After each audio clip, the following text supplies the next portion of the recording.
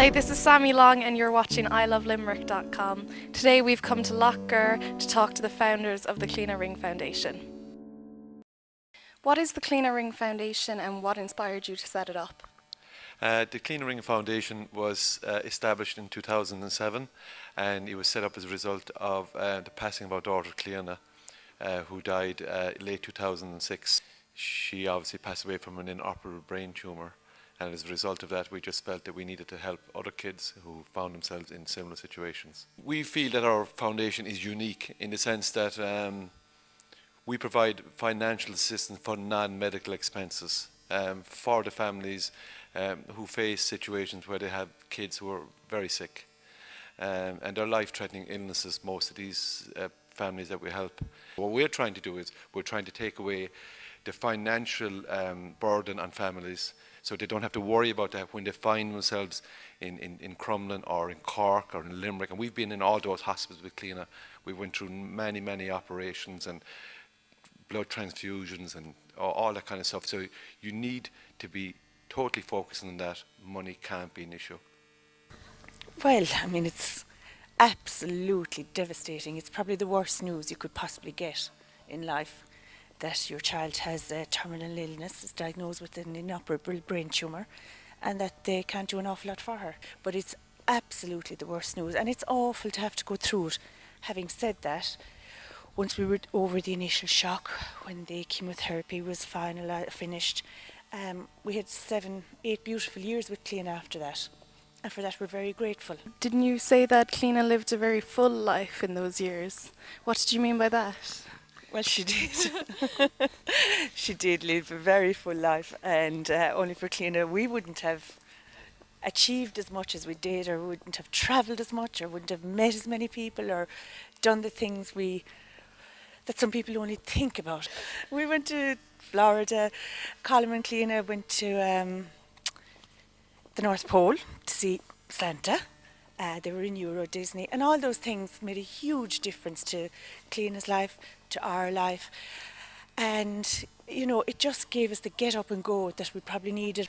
With Cleona, you know, her attitude, the way she handled her illness made it so much easier for us. Terry, was it important to you to have Cleona very close to the home? Well, it was really. Since we moved here to our house, Cleona did live here for a couple of years, but we just felt, you know, we'd like to have her close to us. And the most obvious place was that she's only about 150 yards away from us. I can walk down at any time of the day I want. We say good night to her, we say good morning to her. Can you look after us today? Or she might know of a special favour or intention we're looking for, and say, Cleona, I really need you to bail me out of this one. And little things like that are much easier when we know that she's just here beside us. And we know that lots of people call also that you see the footprints all around her grave, or there might be an extra posy of flowers, and you know, she's never forgotten, and that's very comforting for us. Her school was around here as well, wasn't it? Her primary school? Literally next door. She's looking out on the schoolyard, if you like, when the kids are out to play. That's where she went, spent all of her school years indeed. And her teachers are still there. You know, they never ever forget her. Absolutely not. Some of the kids are great, and they'd, you know, write little stories to her, poems, or she's always acknowledged. How do you remember her, both inside and outside of the classroom? Well, outside the classroom, Cleona was always skipping, jumping, hopping around the yard. She was a happy-go-lucky little girl. Inside the classroom, she was a great little girl. She did her work, but always in good form. Even while she was sick, I have to say that, I mean, she would go for her treatment, as I'm sure Brendan and Terry will tell you. Say today, she'd be in school tomorrow and she'd be smiling, in good form. A happy-go-lucky child is the best way to describe Cleona, I think. How did Cleona's passing affect the school and the local community?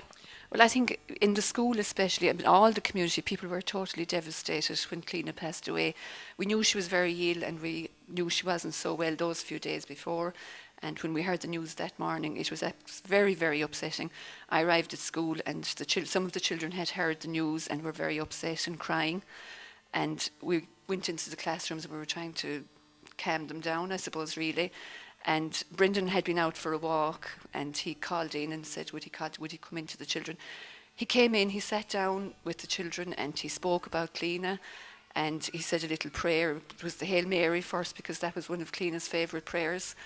And I think it really, really was so important to the children to talk to Brendan that morning about Cleona, and he put them at ease and made them accept it a little bit better, I suppose.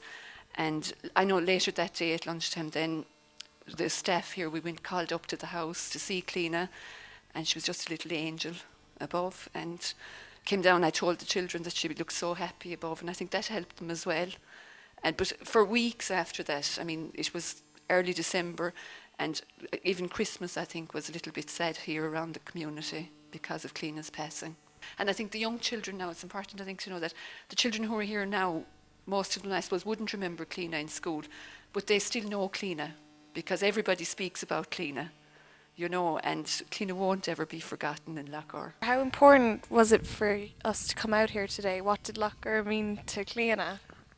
Well, because Lacca is on our doorstep, literally from where Brendan and I both grew up and where we live now, it's just such freedom, such beauty. And back then we were able to come down with the bread and feed the ducks and the swans, and they absolutely loved that. It was 1997 and the lake froze over again, and we've got some super photographs of them.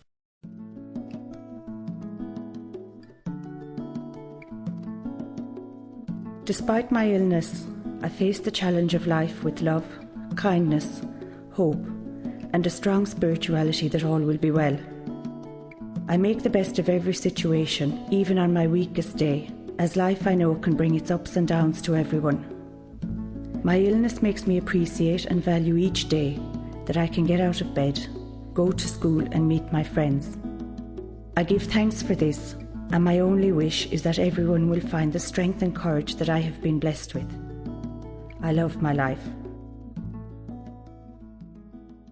And how do you raise funds for the foundation? Lots of different ways. It started back in 2007. We made a CD, a musical CD. It started off as one song, but it turned into 20 songs. And all of a sudden we had a lovely CD put together with songs and poems and people speaking about Cleona in it. So we said, look, we'll have a Cleona Ring Night. So we launched the CD, we had an auction, and the next minute we had raised 50,000 in one night. So I don't know what happened, but that's how it started, you know. And then we said that we'd start using that money then, really. And then the idea said, let's continue to do this. And that's why a number of years later, we still have the Cleona Ring Foundation, and it's gone from strength to strength. Every year we do an annual cycle, and we fund things like guys shave off their beards, shave off their hair. We have people that have run marathons in Dublin. The Limerick City Marathon is run every year, and this year I'm going to take part in that myself to raise some funds. People just call us and want to help and to raise money, and we do carlsing and bucket collecting and so many different things. So what do you do with the funds raised by the Cleona Ring Foundation?